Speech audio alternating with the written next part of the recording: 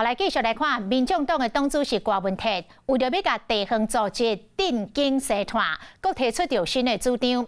伊讲目前正咧规划，要伫个支持度上悬的3个地头来开小草咖啡厅。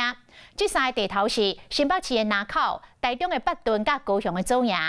但是政党法有规定，政党袂使经营，或者是投资盈利的事业，所以若安尼做就违法咯。郭文泰讲伊知啦。 伊讲，伊是要请支持者来经营，因则来借场地来做活动。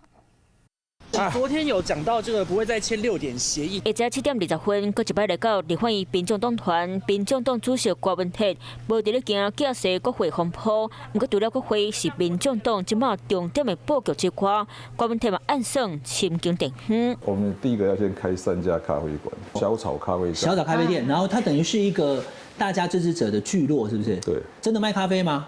什麼都賣。你會去現場？ 怎么穷吗？对啊，是的，是你偶尔也要一个月要来一次啊，我啷个样子不？不啊，其实要累积呢，就是每个月保证都有科批座谈会。我们把咖啡举起来。亲像安尼，行动咖啡车已经报告看头，为着抢攻2026，郭文泰暗算伫咧2024民众党得票率上悬的3个所在，包括新北南口、台中北屯、含高雄左营3个所在，开设小草咖啡厅。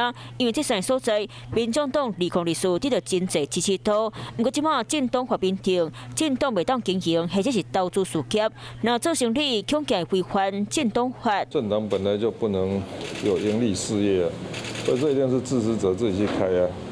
只是我们去用他们开的场地去做一些活动，让他们有一个大家聊聊天啊，大家自己泡咖啡自己喝。是要家己泡咖啡，或者是要找支持者来煮咖啡？民众党搁伫咧规划，不过郭文泰对家己是真有信心。我相信呢，再过4年，柯文哲会变更可怕的对手，对民进党来讲。所以下一次就不是多花200亿可以解决的。不过要抢攻2028前2024爱上政绩，郭文泰提出勇敢提名的计划，也就是伫咧即马有民众党议员的所在，搁加1席；无议员的所在是提名1席，以阵养阵来练兵。原则上是我们会尽量找到适合的人来选举的，但也不是说随便找。所以在未来期间，我们开始展开一系列的这种。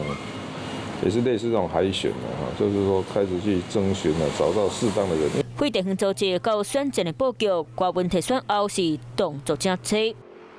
嗨，大家好，我是颖彤。想要来抢先掌握最及时的新闻资讯吗？